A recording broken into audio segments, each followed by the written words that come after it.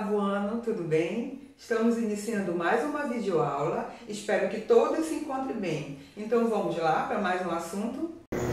Olá, vamos para mais uma aula de ciências com a professora Ariana. E na nossa aula de hoje nós vamos ver contracepção e prevenção. Na nossa aula de hoje, nós daremos continuidade ao nosso capítulo de sexualidade. Nós falaremos então sobre os métodos preventivos e contracepção. Então, vamos lá. Então, na nossa aula de hoje, nós vamos ver os principais meios de contracepção e prevenção. Mas você sabe para que serve os métodos contraceptivos e preventivos?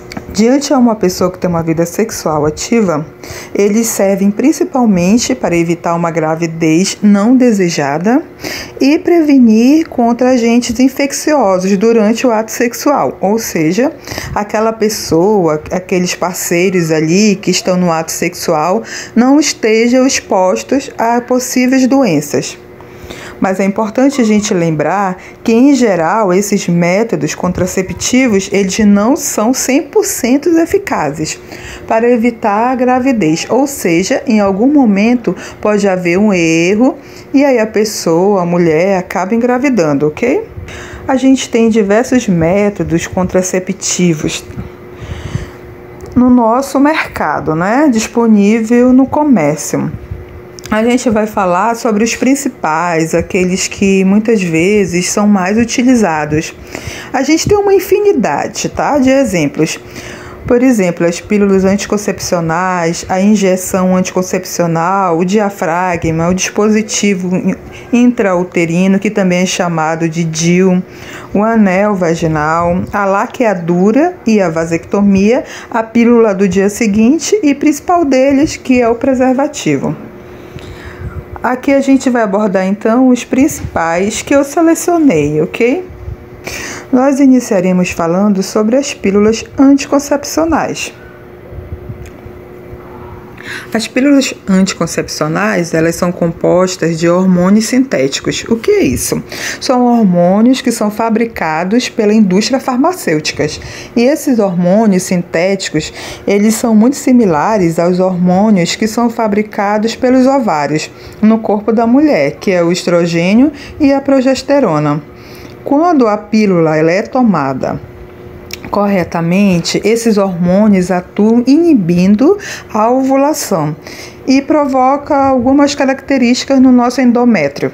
E o que é ovulação mesmo? Bom, nós já estudamos sobre isso, né? Vamos relembrar. A ovulação é aquele processo pelo qual o ovário vai liberar um ovócito para que ele possa ser fecundado.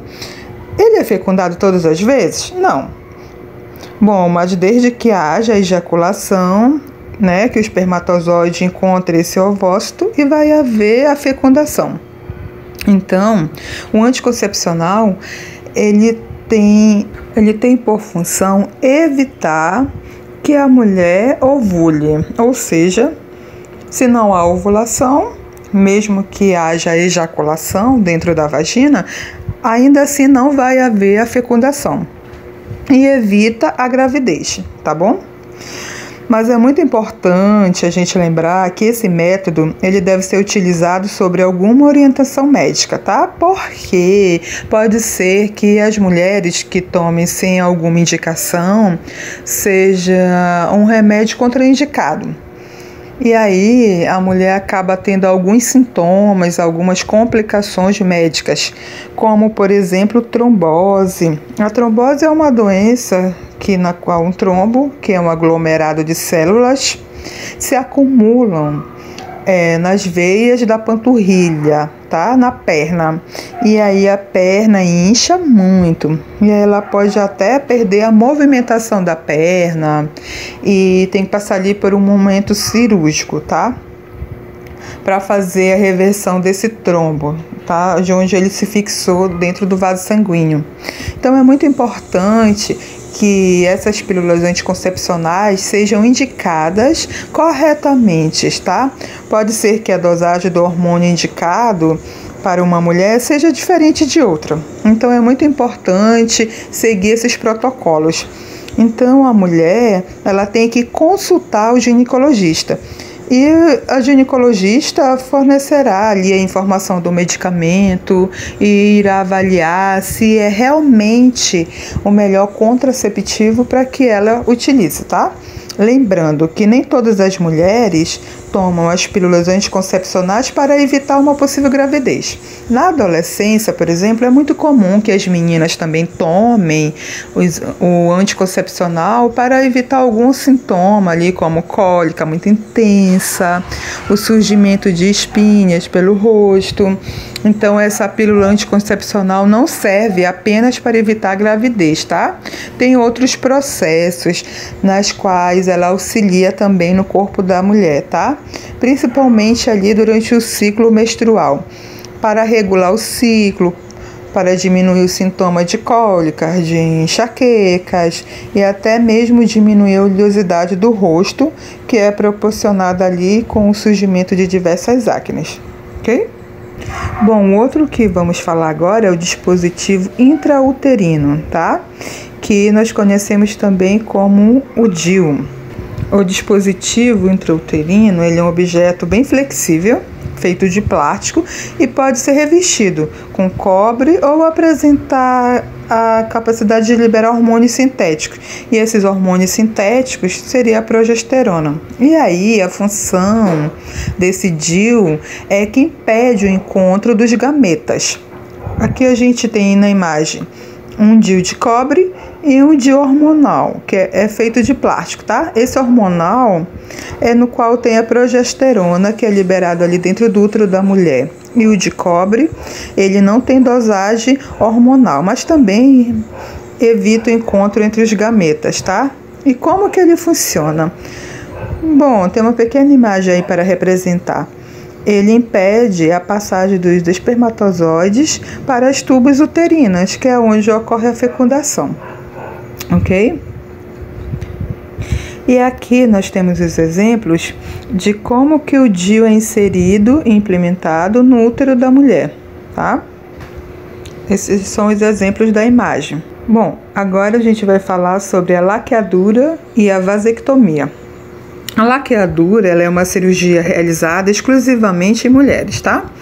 As tubas uterinas, elas são cortadas e as extremidades do corte são fechadas. Impede os ovócitos de chegarem até as tubas uterinas e, no fim, chegar ao útero. Dessa forma, não há fecundação, tá? Então, a função da laqueadura é impedir a fecundação. E como que funciona? Vamos lá. Tem aí na imagem, corta as duas laterais da tuba uterina. Tá? Essas tubas uterinas, elas são fechadas depois e assim impede a passagem do ovócito. Bom, a vasectomia, ela é muito parecida com a laqueadura, mas ao contrário da laqueadura, a vasectomia é exclusivamente feita em homens, tá? Os dutos deferentes, eles são cortados e as extremidades do corte também são fechadas. Assim, o caminho que é percorrido pelos espermatozoides durante a ejaculação é interrompido, tá? E aí tem a imagem esquematizando como seria a vasectomia, tá? Muitas dessas cirurgias que eu estou falando, como a laqueadura e a vasectomia, elas são reversíveis, tá? Em muitos casos. Não é 100% das vezes, tá? Mas tem como fazer a reversão. Caso o homem, por exemplo, se arrependa de ter feito a vasectomia, aí eles fazem a ligação novamente, para que o espermatozoide volte a subir pelos ductos deferentes, ok?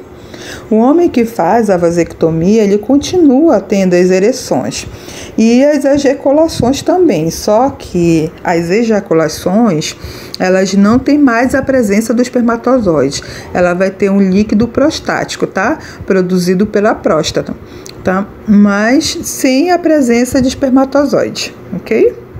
Bom, agora nós falaremos sobre os métodos preservativos, tá? Mais importante, tá bom? Que são as camisinhas. As camisinhas, em geral, elas são feitas de látex e contêm algumas substâncias que é lubrificante, para que aquele látex, ao entrar em contato, tá, com o corpo da mulher ou do homem não cause nenhuma injúria, nenhum machucado. Então, por isso que o lubrificante é para que possa deslizar mais facilmente dentro do corpo da mulher e também no órgão genital do homem, ok? As camisinhas, elas oferecem dupla proteção. Como assim, dupla proteção? Vamos lá. Porque é o único meio preventivo pelo qual protege tanto de doenças infecciosas quanto da gravidez. Os outros métodos preventivos que eu havia falado, eles só protegem contra alguma gravidez indesejada, mas não previne contra doenças, tá? Então, os preservativos, ele tem a função de dupla proteção. Eles protegem contra as doenças, infecções e também impede que haja alguma gravidez indesejada, tá? Nós temos 2 tipos de camisinha no comércio, que são as camisinhas masculinas e as femininas. Bom, a gente conhece mais, a gente vê mais as camisinhas masculinas, tá? Elas são mais comercializadas facilmente, tá bom? Nós vamos ver uma imagem, como será uma imagem de uma camisinha feminina. Mas no livro de vocês também tem essa imagem, tá? No livro, no capítulo 4, tá? Qual a importância de se saber colocar uma camisinha? Vamos lá. Qual é a importância? Porque a gente tem que saber colocar uma camisinha. Vamos lá. Para você colocar no seu órgão genital de uma forma incorreta, pode ser que ele não previna contra a gravidez nem contra doenças infecciosas. Então é muito importante que as pessoas que já têm a vida sexual ativa consigam colocar corretamente a camisinha, tá? Tanto a feminina quanto a masculina. E na internet tem diversos tutoriais sobre isso, tá? Coloquei um bem simples aqui para você, para que as pessoas que já tenham uma vida ativa consigam aí ser responsáveis, tá? No que está fazendo. Então, o mais importante é ter muito cuidado, tá? Porque a camisinha é muito sensível. E aí, é importante também não deixar que dê bolhas dentro da camisinha, porque no momento do ato sexual ela pode estourar, tá? A gente tem o exemplo também da camisinha feminina. No exemplo da camisinha feminina, a menor parte dessa camisinha, ela tem 2 extremidades, tá? Uma maior e uma menor. A menor, ela é inserida dentro da vagina e a maior é onde vai receber a penetração, tá? A entrada, tá? Do pênis, tudo bem? Bom, lembrando, nem todos os métodos que foram falados aqui, eles são 100% eficazes, tá? Então, a gente tem que ter muito cuidado durante esses processos, ok? Bom, agora resolvam atividade da página 53, questão 1, 2 e 3, página 59, questão 1, página 60, questão 2, página 61, questão 3 e 4.